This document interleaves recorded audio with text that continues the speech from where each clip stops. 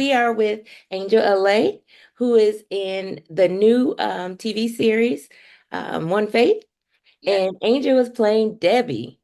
So, Angel, thank you so much for joining me today. of course. Thank you so much for having me. I'm so excited about this. I'm excited Oh, sitting down and talking with you and talking about One Faith again. yeah. All right. So, I want to introduce you first. So, Angel, she is a professional actress, filmmaker, award-winning, and nationally syndicated media personality.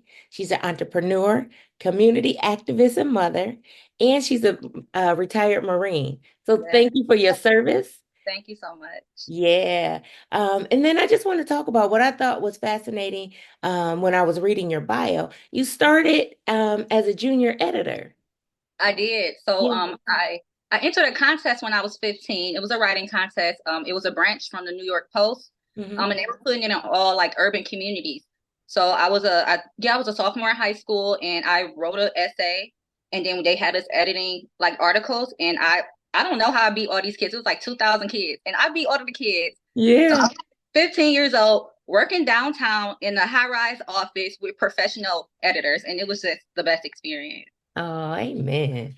Well, that just shined through. So then that was like your entrance, I guess, It into was this world. It was, and I didn't know how much of an impact that would have on me because I was literally 15 on the RTA in Cleveland, like trying to find these people to interview them to do like detective work, basically being a real journalist at 15 years old. Yeah. That's awesome. And then Mhm. how did that then, get you into wanting to perform or wanting to, act and be on stage? So I always was a church kid. I grew up in the church, so we were always doing like Christmas programs with speeches and plays and stuff like that. So yeah, I was always into the arts. So then I went to elementary school. I went to this school called Nooney Baker School of the Arts, and at that school I majored in drama and I majored in flute. So I Okay. also played flute. Okay. Um, so like my whole entire life has been cultivated by the arts. It literally was just one pause, and that's when I went to the military and Hmm. still found my way back. But Yeah. yes, as a kid, I was a big musical theater actress. Like I loved it. I performed at Karamu House, Playhouse Square. We went on tour, Rock and Roll Hall of Fame, everywhere. It Yeah. was so fun. Oh, that's amazing. And then, so most recently, you've started some films that we can find on Tubi and Yes. Amazon Prime. You want to talk a little bit about those projects? Yeah. So my very first project that was on Tubi is Airbnb. I played the lawyer attorney Sasha Shippenberger, and it was just that movie was crazy. So make sure y'all go watch that on Tubi. We also have Back to 2005, which is an awesome movie. I did audio for that one. We have Boarding House, Mhm. which I play a recovering drug addict. Crazy, another crazy movie. Okay. And we got Car Show. Car Show is my baby. I love Car Mhm. Show. I love all my movies, but Car Show was like the first movie where I was in charge of an entire set. Right. It just changed everything for me. Yeah. And that's a great segue for this part. So when Devin and I sat down and we were just trying to, put together our team, your name kept coming up and he's like, no, we need to pull her in. I saw what she can do. And so initially we had you just on the production side. And so, we're planning and I'm hearing your name, Angel, Angel. And then we needed, to fill a couple roles and your name came up again. And so the first time though, it was for you to play Joanne, which is a teenager. And so I see this picture of you and I'm like, yeah, I mean, because you look to me like a kid in that picture. And I'm like, okay. The second time your name came up to act in it, star in it, and it was as Debbie. And I saw a different picture of you, and I'm like, this can't be the same person, right? Yes, baby, I'm versatile. Yeah, but I love it so much.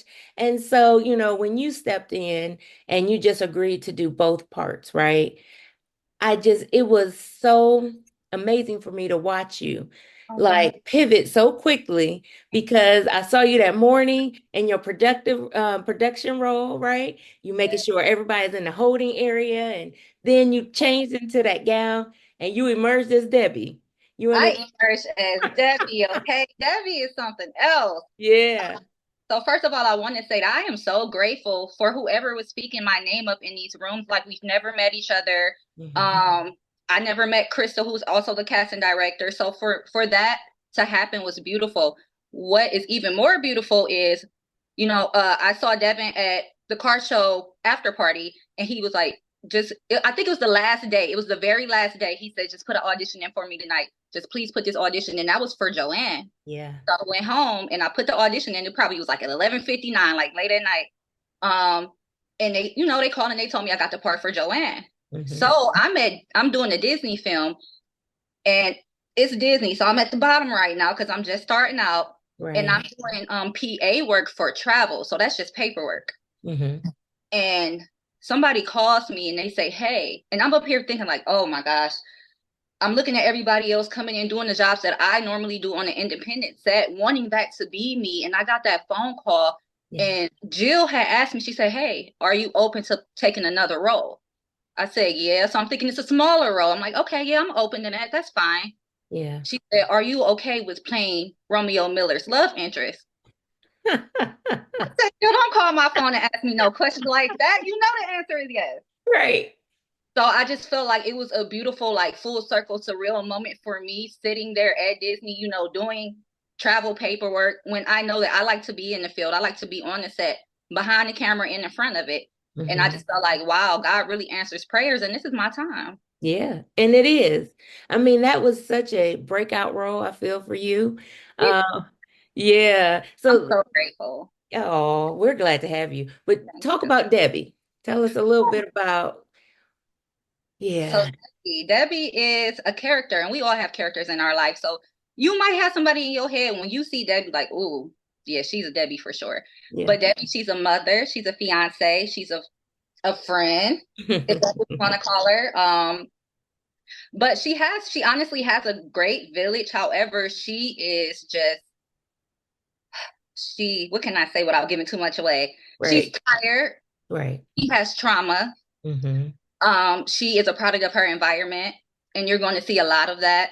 Um, she is confident, she is strong, and she's Hmm. outspoken. Hmm. Debbie is going to take you on a roller coaster of emotions. You may love her, you may hate her, but at the end of the day, Debbie does not care because she's Debbie. Right. Um, I love Debbie personally. When I first got this role, because the type of person that I am and the type of mother that I am, Hmm. I was like, how am I going to embody Debbie? So I was like, all right, let me look up some Black female villains in film. So with Debbie, I got a mix of Gabrielle Union from Deliver Us from Eva Hmm. and Taraji and Baby Boy. And I kind of like meshed them together and created my own twist with that because Debbie isn't ghetto and Right. Debbie isn't classy. She's like y'all ever heard the term boogetto? Boogetto. She's boogetto. She likes what she likes. She's going to get what she wants. But Hmm. she still got, like I said, that she's a product of her environment and it shows. Right. And she doesn't really stop at anything to get what she wants, right? She's so headstrong. Debbie is a strong woman, okay? Hmm. Good or bad, she's going to do what she has to do to get what she wants. Yeah, for sure. Mhm. All right. So how do you feel like playing her? How has it changed you? Or has it changed you at all? I will say, like, when we started, it's like, I do not like Debbie. Debbie is, ugh. And I feel like everybody kind of felt that way about Debbie, just like, I don't know about Deborah. However, after becoming her character and Mhm. feeling her feelings and her emotions and her reasons why, I can sympathize and empathize with Debbie. As a parent that has gotten tired before, as a Mhm. person who my life is no longer about me, it's about all these other people, I can understand a person that can get to that point. I can understand Mhm. how someone can be so tired that they're just like, you know, I'm done. Right.